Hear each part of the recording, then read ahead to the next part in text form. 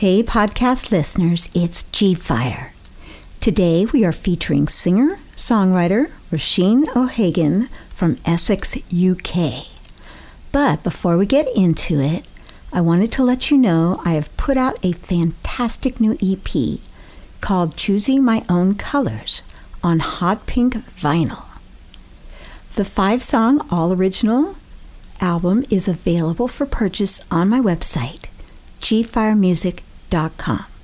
That's gfirepodcast.com. You can also stream Choosing My Own Colors on Spotify, Apple Music, and wherever you get your favorite tunes. Now here's the podcast.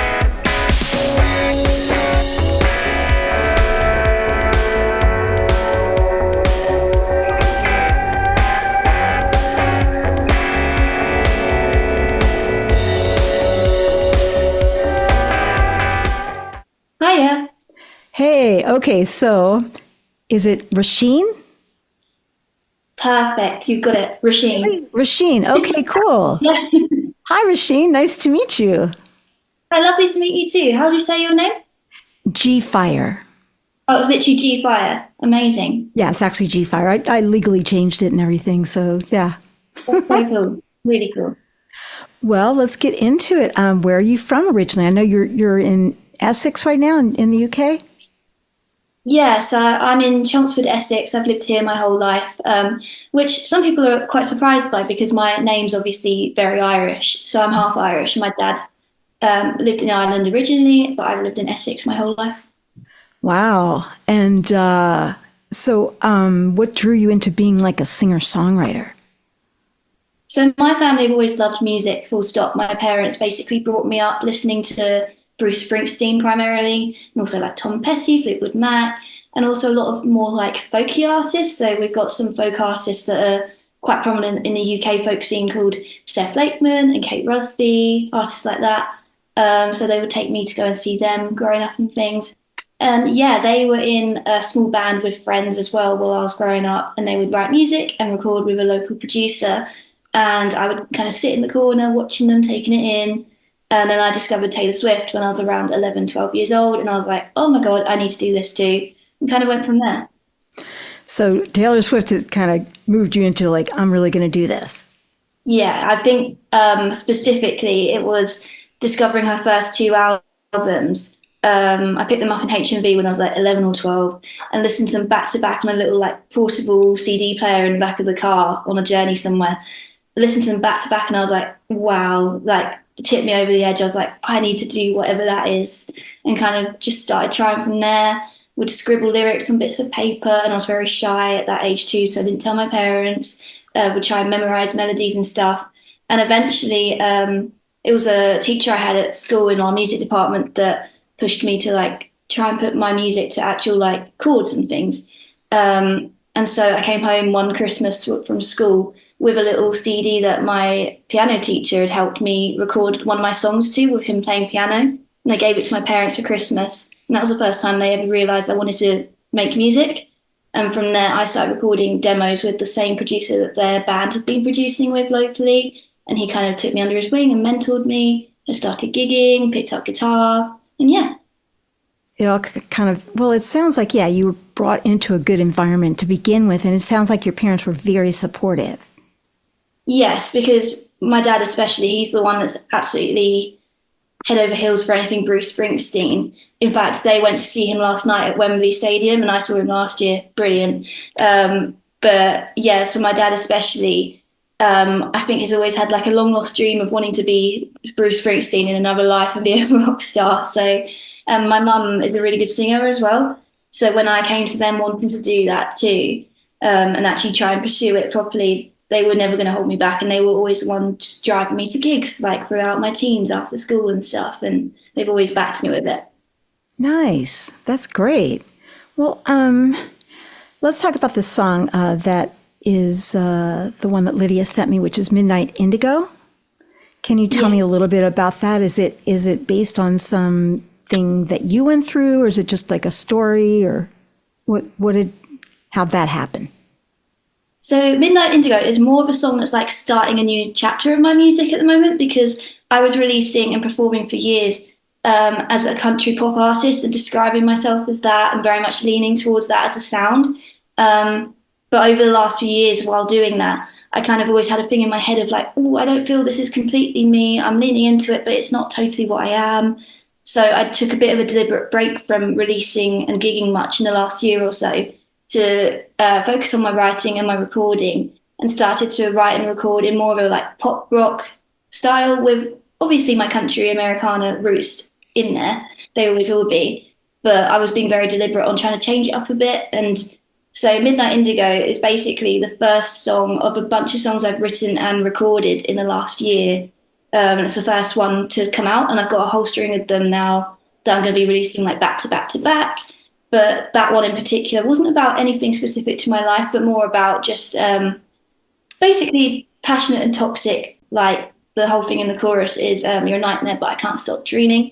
And I kind of relate that to how a relationship could be with someone, or even your relationship with a passion of yours, i.e. music. Like it's something you can't like put down. So, yeah. Yeah, it does. It sounds like you kind of, made up stuff that you could still relate to emotionally. But it wasn't necessarily about a toxic relationship that you were in yourself. I mean, I've definitely had those dynamics and definitely drawn from my own experiences of exactly that.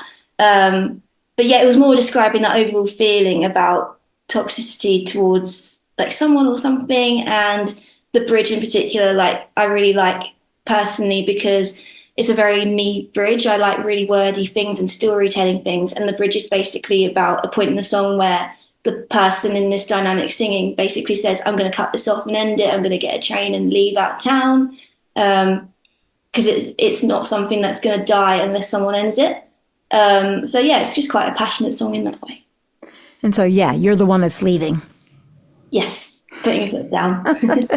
Being the healthy person in the end, right?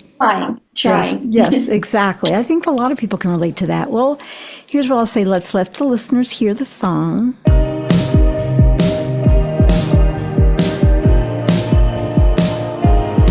You know I know when you're lying. Oh, I kinda like it 'cause it's burning. Oh, so come on, you're lighting me up.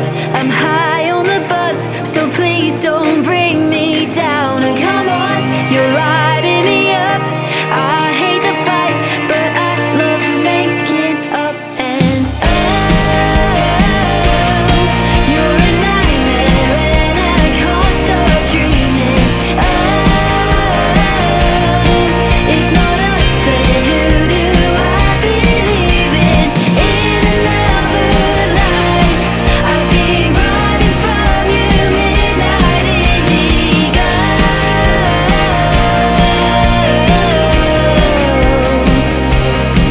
You know I know when you're lying. Oh, but you give me something to believe in. Oh, so come on, you're lighting me up. I'm high on the buzz, so please don't bring me down. And come on, you're lighting me up. I hate the fight, but I love making up and you're a nightmare and I can't stop dreaming. If not us, then who do I believe in?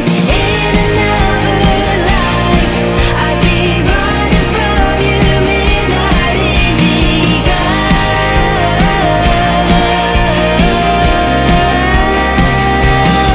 I took a train out of town. I took a train out of town.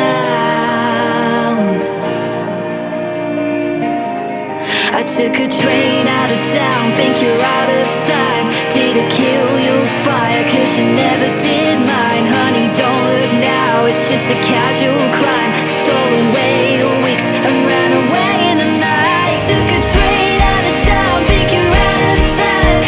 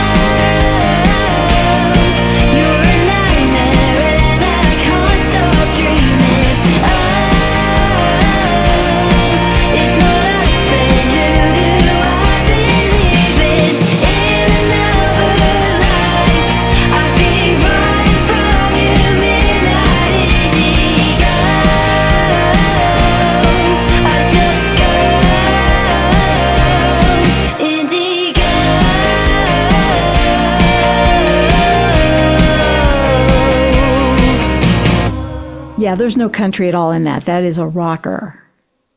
Yeah, yeah, it's precisely why I wanted this song to be the first song I come back with after quite a break from everything, because it was the first song sound-wise in this journey that I was like, that's pop rock. And people I was sort of playing it to were like, yeah, I see it, you got it, you know? I was trying to think of which bands that I would compare it to, like, it's really driving. I mean, it's not quite a Radiohead thing, but like I can hear sort of a Brit pop rock thing. Yeah, I was trying to draw from bands like, if we're talking about like Brit pop rock, bits of Coldplay, that kind of thing. Coldplay, Yeah, I can yeah, hear some of that. Did you like Blur? yes, Uh-huh. definitely Blur as But I well. could hear like a little of that sort of thing in there. Yeah, yeah. It's a sound that I like, so that's why I was like, oh, I want to talk to this lady over in Essex. Oh, no, I really appreciate that. That's lovely of you. Well, I'll do the highs and the lows. You want to talk about highs or lows first? Should we go lows? Okay, let's do lows. So I always say, are there any cautionary tales or any sort of like, lower points in your career or anything like that, just some stories? I mean, I think following a career in something like music in general is just a crazy like thing to navigate. Like no one gives you a rule book, no one gives you step by step. You can get advice for things and pointers, but it's never mapped out and nothing's guaranteed. So that's one of the things I find hardest in music. Um, Other than that, do you mean low moments specifically, like events that have happened? Yeah, something either that you would do better the next time or they just happen, because we all have highs and lows, and I just think those make the best stories. Yeah, I think overall for me, a lot of that's come from live over the years. Like I've gigged locally and across the UK since I was like early teens, and I definitely learnt what areas and what places and what kind of gigs I wanted to keep going back to and not, for sure. Specifically dingy Essex pubs. Wait, don't do Essex pubs is what you're saying? Unless they're like nice enough, I've seen a few bar fights in my time of trying to play Little Miss country guitar songs, I think a big thing for me as well, growing up, especially doing music at a young age, and again coming to the live scene and stuff, was it was very easy, I found, as a girl to end up comparing yourselves to other, specifically young female artists doing the same thing. It's something I'm open with a lot of people now that I struggled with like throughout my teens and stuff, because there's like an underlying thing of like you're automatically pitted against each other. So I would quite often gig with a few people that popped up the same gigs and same sort of circuits as me throughout the years, who were similar age, similar sort of style, equally passionate as me, talented, and we were never put in environments where it felt like we were like working together or able to collaborate or push each other. And it's something that actually has been really nice growing up since then, that a lot of those girls I gigged with growing up have kind of, we've all come together and all become friends and now support each other as like young adult females in music. And we talk about those experiences and how we were put on lineups growing up by predominantly men who didn't really facilitate this environment of us supporting each other, but in a full circle way, I'm friends with lots of those artists now, and it's really nice. That's better. Yeah, better than competing. We have a similar group here in Austin, Texas, that I just joined called the Harmony Sisters, where it's a group of women singer-songwriters, and we try to show up to each other's gigs and help each other network instead of always being competitive. Yes. So maybe it's just, all of us kind of thinking, this competitive thing is not helping us musically or anything. No, not at all. It's really nice to cheer people on and like actually be inspired by people's wins. Yeah, yeah. It doesn't have to be about us all the time. It's we women in music, we can support each other and make each other grow and be more successful. Yeah, and we're all different. We're all paving our own paths. It's not one person's doing well here, therefore I've lost out, It's, we each have our own path, like you said. You don't know what your particular one is until you're on it and you're like, okay, this seems to work. Like you said, you started off as like country pop, but now you're really feeling the rock and roll. Yeah, exactly. And it's just something, the same with anything in life you come to over the years. But it's something I specifically have noticed as like a female growing up doing music, you know? Oh yeah. Oh yeah. I think maybe it's just happening worldwide, where women are like, hey, we are going to bond together. I think so, hopefully. I hope so too. Okay, now we can talk about career highlights. I think you opened for a guy from the Foo Fighters, right? I did. I supported Chris Shiflett from the Foo Fighters on his UK tour, which I always like cite as my favourite gigs to date still, because it was such like an ideal audience for me and my music as well. And I don't know about anyone else, but like sometimes you just do things in music or whatever your passion is that reminds you of why you're trying to do it. And that was that. And what are some of the biggest places you got to play for that? So we did sold out shows in London and in Bristol. They were like amazing. So we did Amira in London and The Fleece in Bristol, both like packed out, like pin drop silence, like incredible. And they would listen to you as a supporting act as well? They did, which was something I was scared of as a unknown artist supporting someone like him. Right. You kind of would expect that people don't necessarily give the support at the time, but that was one of my favourite takeaways from those gigs, that people were so appreciative of me, the support act. And every night I did, I was talking to audience members like through the whole night, like till the very end, till doors shutting, the same as Chris Shiflett was. And I still have a lot of people that found me through those gigs today that will message me saying, saw you at Chris Shiflett all those years ago, like, do another London gig, that kind of thing. So yeah, grateful for those shows. Now, do you play a lot in London?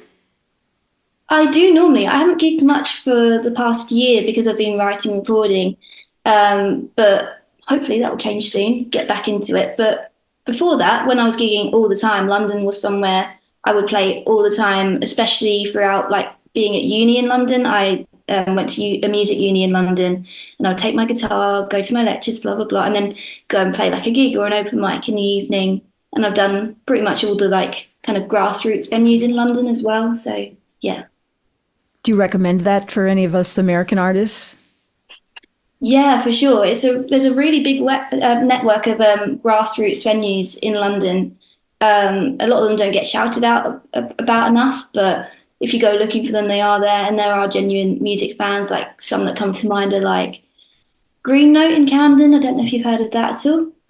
Not at this point. I haven't been to England in a while, but I've never actually performed in London, so I'm like, you should visit and come and do a little grassroots venue. Yeah, just all the little clubs in London. Yeah. I guess, yeah, it's something I think about a lot, just get out of US and play over there. Yeah.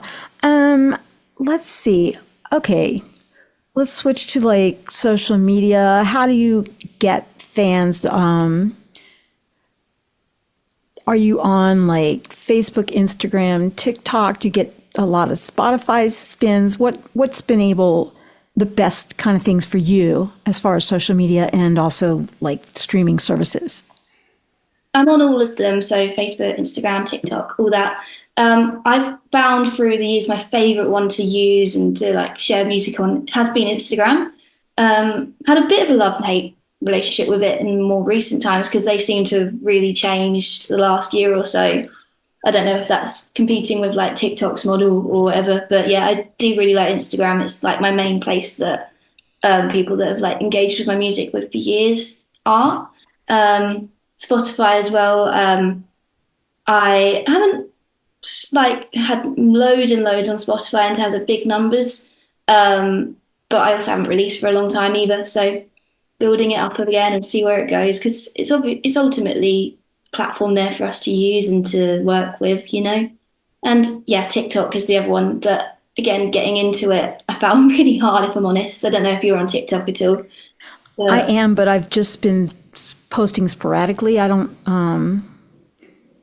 didn't really find a lot of engagement from TikTok, at least, but maybe I didn't give it enough of a try. So I'm on there, but I haven't really kept it up. Yeah, it's a hard one because it's a whole new thing compared to what we're used to with like Instagram and stuff. But yeah, I am on it. Like you, I was sporadically posting for a long time, trying to post much more often now because I think I don't really know yet that the way you're supposed to do it is like post, post, post, post, post, like all the time. And I'm still Right. getting my head around that, like very short form content, you know. But again, it's another tool for us to use, I guess. So I'm using it. Well, how often do you post like on Instagram and TikTok? Instagram, I'm always on my stories every day and I'm posting on my main feed multiple times a week normally. TikTok, I go through phases where I'm really good with it and posting throughout the week. And then I go through phases where I'm like, I'm stumped. I don't know what to do with this platform, to be honest.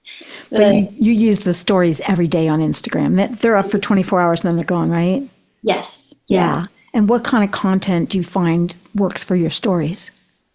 I tend to share anything remotely music wise. So like because I've started releasing again, I'm always like reposting if blogs have put anything up about me or playlists or anything.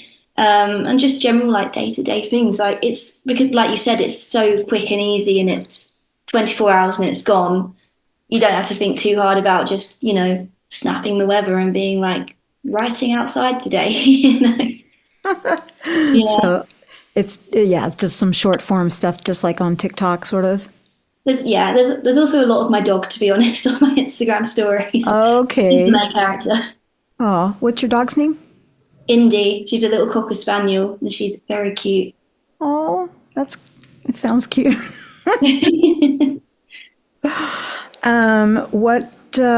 Let's see, what's your website? It's roisinohagan.com. Oh, that's easy. But it probably doesn't have the apostrophe, just No, without the apostrophe. Roisin, then just the letter O and then Yeah. HAGAN.com. And on Instagram and TikTok. Instagram and TikTok, I'm Rosie_Roisin. Rosie spelled Rosey. ROSEY. Yeah. Just to make my name more complicated. So it's Rosie Roisin Yes. on Instagram and TikTok. Cool. We can follow each other. Yeah. Are you just Gfire and then your surname as well? On Instagram and Facebook, I'm Gfire Music. And then on TikTok, I'm Princess Gfire. Love that. I don't know if Gfire Music was taken or I just wanted a different identity, but I decided to be Princess Gfire. Yeah, I thought it was funny. Gosh, any other like road stories? Doesn't have to be high or low, but just like something fun. Oh, I have a few rogue fun stories in music because I don't know, I tend to in life have these funny little things just happen to me sometimes. One of them comes to mind is my favourite band is Counting Crows. It's another band my parents brought me up listening to, and I just got super, super into them like in my teens and really into the way that Adam Duritz, the frontman's, like his lyricism is so different to most other kind of pop rock stuff. So they're my favourite band. And when I was in uni in London, I had a tutor who was aware that I was a big Counting Crows fan and I would talk to her a lot about that. And I came into a lecture one day and she said, "Oh, Machine, by the way, Matt Malley from Counting Crows loves your new song." And I was like, "What?" And she repeated it, and it was the original bass player from Counting Crows, Matt Malley. And it turns out she's really good friends with him, and she put me in touch with him over time when we would speak about music and stuff. He lives in LA, and I happened to end up going to LA later that year. And he invited me and my dad to come and hang out at his house, and he has like this lovely big house and studios on a like multiple acres farm in LA. And I got to see like all the studio stuff that he used with Counting Crows and his bass from Accidentally in Love and stuff. And yeah, I've always kind of thought that was like a lovely memory and thing to have happened, like with someone from my favourite band, you know? That's perfect. That's sort of that music synchronicity thing. Yes, exactly. Awesome. And then maybe one more, just to share. One more. So let's think. Let's stay on the US theme, because I've been to America a few times, like mainly like just either visiting friends or there on holiday or whatever. But I went on a music trip to America beginning of 2022, I think it was.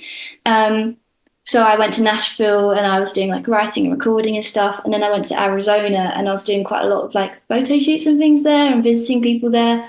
And I happened to go into an art shop in Cave Creek. I don't know if you know Arizona very well at all. No, not too well, but yeah. There's a place in near Scottsdale, I think it is, called Cave Creek, and it's very like Western, old towny. And there's this art shop. I went in, ended up chatting to the guy that owned it, got onto the subject of music, and it turned out his son was a musician as well and was doing a lot in LA and, you know, very active in music as well. So I ended up meeting his son and we ended up collabing on a song I wrote called Smokestain and released it as like a duet and things. And I got to do a couple of little gigs out there at the time. And it was just another one of those things that you just don't expect to happen from traveling. So you performed in LA? This was in Arizona. Oh, in Arizona. Yeah. Got it. But you did write songs with the art shop owner's son? I didn't write a song with him, but he ended up really liking one of my songs that I hadn't yet released. So we recorded a duet version of it, which I've never like collabed like that and released it. Yeah. Julie and Camarina, and we released that song like shortly after, and that was a really cool moment just from, you know, stumbling into an art shop in Arizona, you know. Yeah, that's pretty cool. Have you played here in the US? Yeah, so I played in Nashville a couple of times, played a couple of gigs in Arizona on that trip. I haven't played in LA, but I've been to LA. So maybe that's the next one on the list. And then what did you record in Nashville?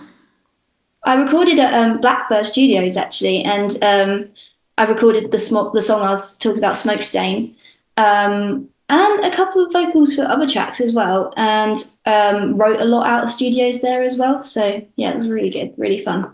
And did you do co-writing with people in Nashville? I did.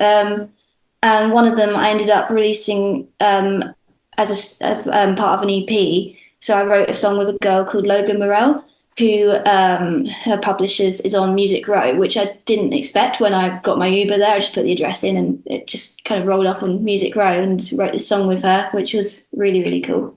And yeah, I had multiple other writes that kind of week or so as well, which was really good. Nice. Well, Roisin, is there anything I haven't really covered that you want to highlight? I think other than that, just that I'm releasing music regularly now. So I've just released the next single following Midnight Indigo this Friday just gone. So a song called What I'm Made For. That's the next kind of like song in this new chapter of stuff. And I'm going to be releasing every sort of 6-7 weeks from now on. So yeah. Yeah, I tend to run about 3-4 months ahead of schedule. So this will come out and you probably will have a couple more singles out there. Yeah. So probably the best way is to find you on either your website or Instagram or both. Yeah, Instagram is like my main active place, TikTok, my website. Yeah, everywhere really. Well, I will point our listeners over there. It's been a pleasure to meet you and talk to you.